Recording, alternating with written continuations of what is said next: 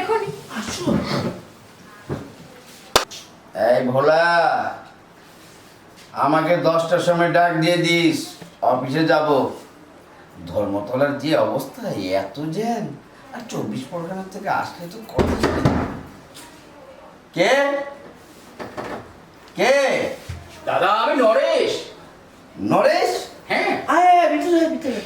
এসে এসে আগে দাদা নমস্কার দাদা। নমস্কার। কি রে নরেশ, এ কে? দাদা তোমাকে আমি না জানিয়ে একেবারে মনে করে চণ্ডীতলা থেকে 7 পাক ঘুরে আমার দাদা মনে করে থাক থাক থাক থাক থাক থাক থাক, বেঁচে থাকো বেঁচে থাকো। দাদা কেমন হয়েছে বলো তো? হ্যাঁ, এভাবে দেখলাম সেই কি? না, খুবই সুন্দর। ও। তা কবে বিয়ে করলি? এই তো আমরা পড়লাম 3 দিন হয়েছে দাদা, একেবারে চণ্ডীতলা থেকে 7 পাক ঘুরি এই কেওড়াতলা দিয়ে সোজা তোমার কাছে চলে এলাম। শুন, হুম। টালিগুন থেকে ওই নরেশ বাবু তোর কথা অনেক বলেছে। কি বলেছিল? তুই বলে অনেক একটা সুন্দরী বউ বিয়ে করেছিস, এই এখন দেখলাম। যাক, ভালো হয়েছে। আর দাদা হ্যাঁ, মা কোথায়, বড়দিদি কোথায়? আরে 24 পরগনা গিয়েছে। কি বলো? আমি হ্যাঁ তাহলে এক কাজ করো, তুমি বরঞ্চ বসে তো কথা বলো, আমি ওর সাথে খোঁজ করে নিয়ে আসি। হ্যাঁ, তুই যা। আমি তোর বউয়ের সাথে অনেক কথা, তারপর ও তো অনেক কিছু পাচ্ছ আমার কাছ থেকে, তাই না? ওকে তো অনেক কিছু দিতে হবে, তাই না? তুই যা, তুই যা। দেখো আমার দাদা কিন্তু অনেক ভালো মানুষ, একেবারে প্রতি বছর 3 বার করে সে পুজো দেয়। তুমি দাদার সাথে বসে আলাপ করো তো, আমি চণ্ডীতলা থেকে বড়দিদি আর মাকে খুঁজে নিয়ে আসবো। বসো। আরে আগে তুমি চিন্তা হ্যাঁ, করো না, বসো। বসো। ওঠো, ওঠো, ওঠো। দাদা আগে বসতে দাও, লজ্জা পাচ্ছে। লজ্জা কিসের? একেবারে 26 পরগনা তো।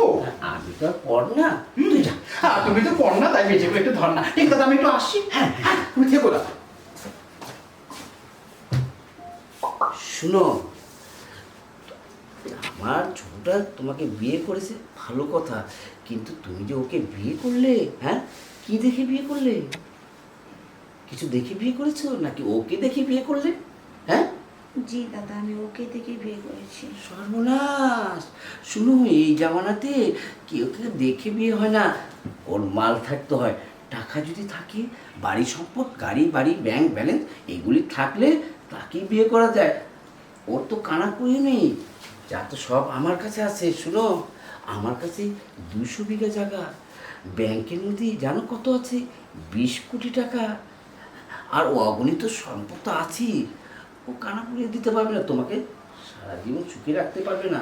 শোনো, আমি একটা বুদ্ধি পেয়েছি, তুমি যদি কিছু মনে না করো। আগে বলছিলাম কি, মনে করবে কিছু? হ্যাঁ, না দাদা, বলেন। তোমাকে আমি 5 কোটি টাকা দিয়ে দেবো, ঠিক আছে? আর আমার ওই তো কি বলে, এটা ধর্মতলাতে আমার 2টো বাড়ি আছে, ওই 2টো দিয়ে দেবো, কেমন? তুমি ঘেমে যাচ্ছ কেন? হ্যাঁ, হাম না, এটা তো আমার কাছে কিছুই না। ও তোমাকে কিছু দিতে পারবে না। শুনো, এই যে, এই তো। বলছিলাম কি দাদা, হ্যাঁ বলো। আমার মনে হয় আমি আপনার ছোট ভাইকে বিয়ে করে মনে হয় ভুলই করলাম। না, ভুল করোনি। আপনাকে বিয়ে করলে মনে হয় বেশি ভালো হতো, তাই না? ভালো হতো, কিন্তু ছোট ভাইকে যখন করে ফেলেছো, ওকে তাকেই করে রাখো। শুধু আমাকে একটু তোলা খাওয়াবে, বুঝছো? তোলা তোলা তো বুঝেই, হ্যাঁ, মাঝে মধ্যে একটু খাওয়াবে, তাতে আমি খুব খুশি হব। কেমন? দাদা, হ্যাঁ। আপনার কথা আমি তো মানতে রাজি আছি, কিন্তু হ্যাঁ। একটা শর্ত। আবার কিছু শর্ত? আপনি বলেন, 15 দিনের মধ্যে কি আপনি যেটা বলছেন সেগুলো কি করে দিতে পারবেন? আরে তোমাকে তো আমি আজকে দিয়ে দেবো, 15 দিন তো দূরের কথা, আজকে দেবো। আমার লকারের মধ্যে সব টাকা আমি রেখেছি। দাদা, দেখো।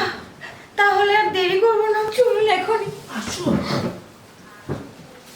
দাদা দাদা নরেশ, দাদা, তুমি যে আমাকে বলেছিলে বস, বস, বস। যে আসলে ভিনদেশি মেয়েরা লোভী হয়, আরে দাদা আমি বিশ্বাস করিনি, আজ তুমি তার প্রমাণ করে দিলে, বুঝতে পেরেছি দাদা, তোমার আর আমার নাটকে ও ফেসে গেল। হুম। দেখছো, টাকার কাছে শাসা সত্যি দাদা, টাকার কাছে মেয়েরা সব কিছুকে বিক্রি করে দেয় ভালোবাসাটাকে। দেখো দাদা, তুমি ওকে কতবার নিষেধ করেছো, ওরে পূর্ণিমাকে বিয়ে করিস নি, পূর্ণিমাকে বিয়ে করিস নি, মেয়েটা ভালো না। আমি তোর কাছে গিয়ে আমি দেখেছি আড়াল থেকে, মেয়েটা সবার সাথে আমি বিশ্বাস করতাম না, আজ তার প্রমাণ। দেখো, তুমি কিন্তু ভুল বুঝছো। হ্যাঁ। তোমার দাদাই আমাকে। দেখো, ভুল আর সঠিক সেটা আমরা দুই দাদা জানি, দাদা আমি প্ল্যানিং করেছিলাম যে তুমি টাকার কাছে ভালোবাসাটাকে বিক্রি করে দাও কিনা। তো সত্যটা প্রমাণ পেয়ে গেলাম।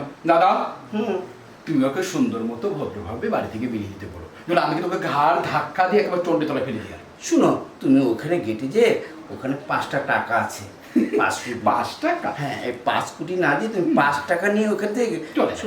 ট্রেনে আপনারা কিন্তু রীতিমতো আমাকে অপমান করছেন। অপমান? হ্যাঁ, যে নারী নাকি পুরুষ টাকার জন্য অপর পুরুষের কাছে চলে যায়, সে নারী আবার কিসের অপমান তার? যাও, চলে যাও, ওই যে গেট খোলা আছে, 5টা। হ্যাঁ হ্যাঁ, তাই যাব।